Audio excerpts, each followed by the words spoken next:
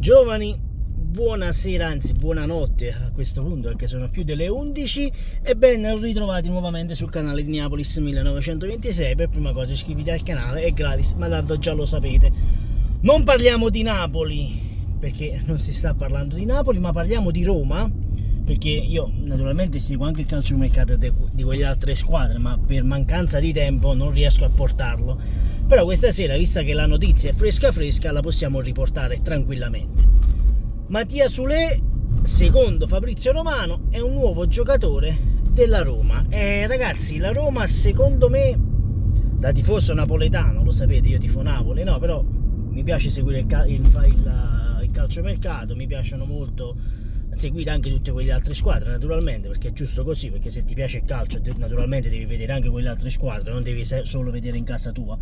E praticamente la Roma mette a segno il colpo Soulé e, se non erro, sono 22 milioni più bonus, una cosa del genere, ma non mi ricordo. Comunque è una cifra intorno ai 25 milioni, se non sbaglio.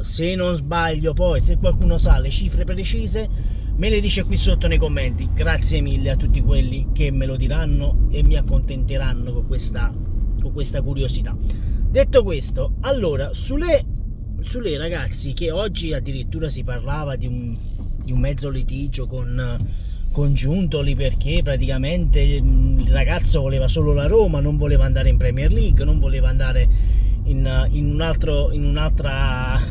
a giocare fuori dall'Italia, diciamo così, voleva rimanere in Italia e voleva fortemente la Roma. Questa cosa ha molto influito pure sulla trattativa, perché la Roma se ne è accorta e quindi ha spinto molto per negoziare, scusatemi, con la Juventus, e il ragazzo è stato accontentato. Però si parla di Giuntoli che gli ha detto: se rimani alla Juventus te ne vai, non rimani alla Juve ma vai nella next gen, vai a giocare in Serie C. Cioè ragazzi, secondo me questo è un oltraggio ad un giocatore tuo. Cioè, ma che cazzo stai facendo, Giuntoli? Cioè, che fai la camorra con Soulé che te ne vendi lui anni? Cioè, è assurdo tutto questo. Comunque la Roma mette a segno questo buonissimo colpo, ragazzi. Fatemi dire questa cosa: la Roma mette a segno questo colpo buonissimo, ragazzo giovane, e che se ripete, e io mi auguro per i tifosi della Roma, meno per noi tifosi napoletani, perché se la Roma fa un buonissimo campionato ti va a togliere un posto per la Champions League, questo lo dobbiamo dire tranquillamente. Però ecco, se Soulé è quello che si è visto nella prima parte di stagione, ovvero un giocatore che ti spacca in due la partita, palla al piede faceva paura, un fulmine, dribbling, progressione, era veramente uno spettacolo vedere quel giocatore. La Roma cala un attacco micidiale con Dybala, Soulé, tanta roba. Dovremo vedere poi chi sarà il vero attaccante della Roma, perché Abraham dovrebbe andare via. La Roma ha comprato un attaccante, perché la Roma sta facendo un calciomercato strano, ha comprato talmente tanti di quei giocatori che tu non riesci a starci dietro al calciomercato della Roma, è incredibile veramente. Però a parte questo, in molti di sicuro, molti ora diranno: se era forte la Juventus non lo dava alla Roma, è un brocco, vi abbiamo fatto il pacco, la Roma non ha capito un cazzo, come detto il giocatore non è buono, perché se era buono noi ce lo tenevamo, Giuntoli vi ha fatto il pacco. Ragazzi, io sinceramente secondo me la Roma qui ha fatto un colpaccio, perché questo giocatore qui fra un paio d'anni te lo vendi benissimo a 50 milioni, ma secondo te lo rivendi anche a qualcosa di più Soulé, Secondo me sui 60 milioni ci arrivi a vendertelo. Staremo a vedere. Secondo me la Juventus l'ha regalato a quel prezzo, sui 25 milioni. Si parlava di futura rivendita, poi non è ancora ufficiale nulla, però Fabrizio Romano ha detto che per Fabrizio Romano pure coso era Here We Go, come si chiama, Zirkzee, era Here We Go al Milan, poi non si è fatto nulla per via delle commissioni, ecco.